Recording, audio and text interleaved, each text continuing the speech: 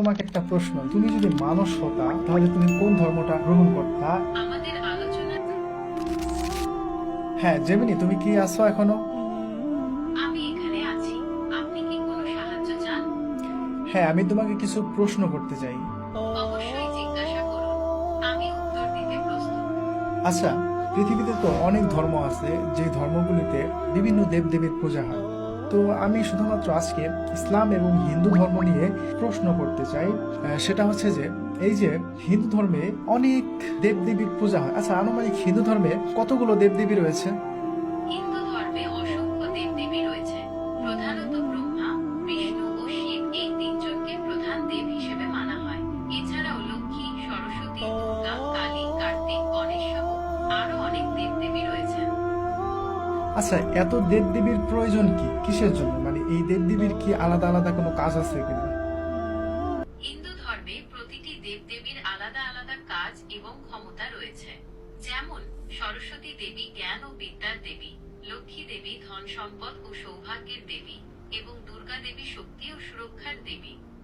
তাহলে ধরো আমার যদি জ্ঞানের প্রয়োজন হয় এবং ধন সম্পদের প্রয়োজন হয়, তাহলে আমাকে দুইজন আলাদা আলাদা দেবীর কাছে বা দেবের কাছে যেতে হবে, তাই না? মানে একজনের কাছে গেলে তো আর পাওয়া যাবে না। ধরো আমি সরস্বতীর কাছে গিয়ে চাইলাম আমাকে আপনি ধন সম্পদ দেন আর আপনি আমাকে জ্ঞান দেন, তাহলে কি সে দিতে পারবে?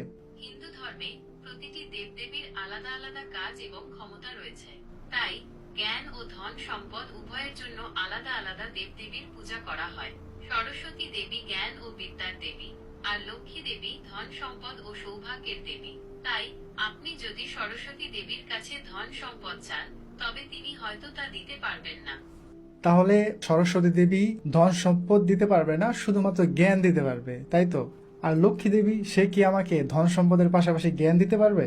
না, লক্ষ্মী দেবী সাধারণত ধন সম্পদ, প্রাচুর্য ও সৌভাগ্যের দেবী হিসেবে পরিচিত। তবে জ্ঞানের জন্য সরস্বতী দেবীর পূজা করাই প্রথা। আচ্ছা, ধরো প্রচন্ড গরম পড়ছে, বিশেষ করে এখন বাংলাদেশে প্রচন্ড গরম। তো এখন আমার বৃষ্টির প্রয়োজন। এখন আমি কি লক্ষ্মী দেবীর কাছে বৃষ্টি চাইতে পারবো?